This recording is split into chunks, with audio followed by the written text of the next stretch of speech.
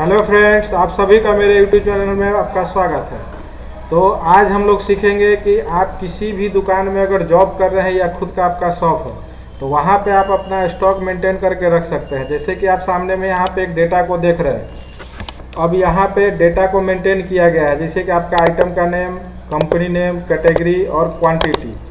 तो अब इसमें से अगर हमको पता करना है कि अभी आपका कौन सा आइटम कितना क्वांटिटी उसका बचा हुआ है, तो अब यहाँ पे हम डायरेक्ट टाइप करेंगे और आप उसको पता लगा सकते हैं। तो ये जो समरी है वो आप आइटम वाइज भी पता लगा सकते हैं और आइटम नेम के साथ में कंपनी को सिलेक्ट करके भी पता लगा सकते हैं, और फिर से आप आइटम नेम, कंपनी नेम और कैटेगरी को दे करके भी पता लगा सकते हैं। तो आज हम लोग इसके बारे में सीखेंगे। तो पहले ये देख लेते हैं कि ये काम किस तरह से करता है।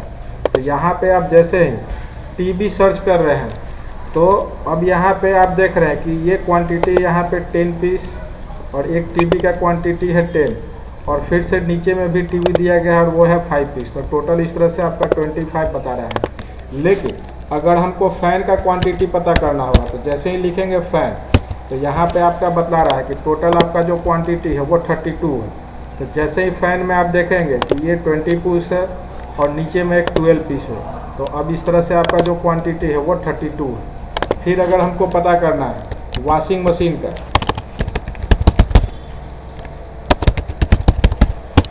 तो यहाँ पे आप देख रहे हैं कि ये टोटल क्वांटिटी उसका शो कर रहा है 35।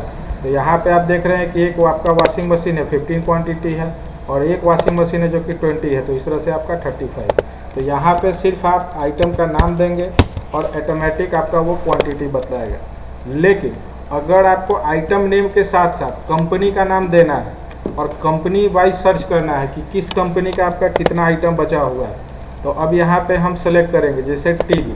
तो टीवी जो है वो सोनी कंपनी का आपका 15 है।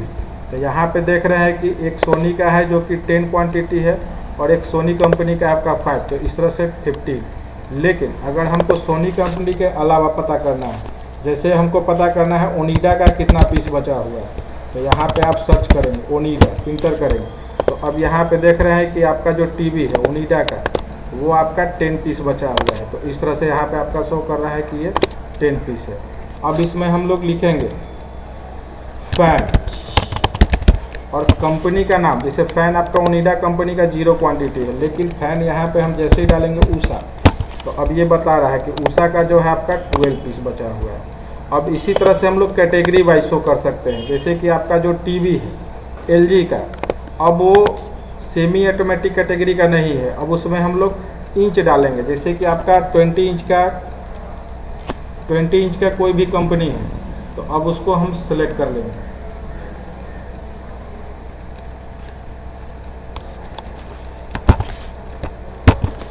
और जैसे इंटर बटन प्रेस करेंगे तो यहाँ पे आपका लिख रहा है कि टीवी जो है वो एलजी कंपनी का 20 इंच 0 क्वांटिटी। लेकिन यहाँ पे आप सर्च किए कि टीवी जो है आपका सोनी कंपनी का वो 0 है, लेकिन कैटेगरी में हम जैसे ही डालेंगे 40 इंच, तो अब वो शो करेगा कि ये जो आपका क्वांटिटी है वो 15 पीस बचा हुआ है। अब जो आपका फ़ैन क्या सर्च करना है और किस कंपनी का, उषा का, और यहाँ पे आपको शो करना है 20 इंच। तो अब ये देख रहे हैं कि इसमें आपका 12 पीस अवेलेबल है। तो फ़ैन जो है उषा कंपनी का 12 पीस। तो इस तरह से ये आपका काम करेगा। तो इसको आज हम लोग सीखेंगे। इसमें हम लोग डी सम फार्मूला का यूज करेंगे और ये आपका कैसे इस पर अप्लाई करेंगे। तो यहाँ पे इसको पहले हम डिलीट कर लेते हैं।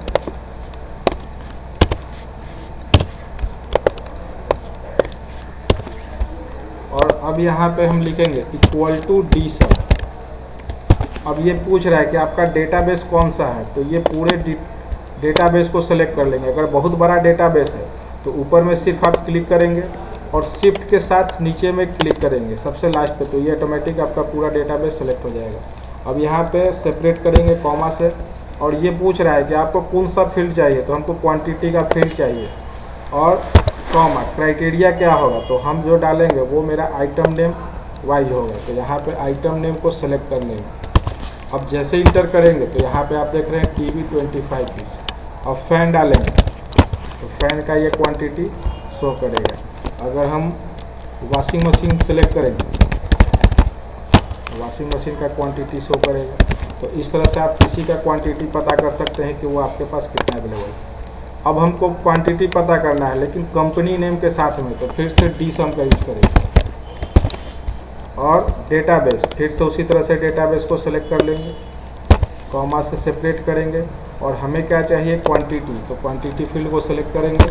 और क्राइटेरिया, तो हमको आइटम नेम के साथ कंपनी नेम को भी सिलेक्ट करना होगा, तो यहाँ पे दोनों को सिलेक्ट कर लेंगे। अब यहाँ पे आपका फ़ैन है, अब वो किस कंपनी का, तो जैसे यहाँ पे हम डालेंगे खेतान का, तो खेतान का जो है, तो यहाँ स्पेलिंग मिस्टेक KEH, तो इस तरह से आपका दे रहा है 20 पीस। अब फ़ैन का पता करना होगा कि उषा का वो कितना पीस है, तो उषा का जो है वो 12 पीस है। तो इस तरह से अब यहाँ पे आप डालेंगे TB, तो उषा कंपनी का नहीं है लेकिन हम डालेंगे ओनिडा, तो अब ये दिखला रहा है कि ओनिडा कंपनी का 10 पीस अवेलेबल है। तो इस तरह से हम कंपनी के नेम के अनुसार सेलेक्ट कर सकते हैं। अब इसको हम क्वांटिटी निकालेंगे, लेकिन आइटम नेम भी देना होगा, कंपनी का नाम और साथ में कैटेगरी, तो कैटेगरी वाइज इसको सेलेक्ट करेंगे। तो इक्वल टू dsum, पूरा डेटाबेस को सेलेक्ट कर लेंगे, कॉमा से सेपरेट करेंगे। अब फील्ड, तो क्वांटिटी का फील्ड हम सेलेक्ट करेंगे, कॉमा। तो क्राइटेरिया क्या होगा, तो ये कंपनी नेम भी चाहिए, कैटेगरी भी चाहिए और आइटम नेम, तो तीनों को सेलेक्ट कर लें। अब यहाँ पे आपको थोड़ा जूम करके ये फार्मूला दिखा रहे हैं, तो इस तरह से यहाँ पे फार्मूला अप्लाई करें।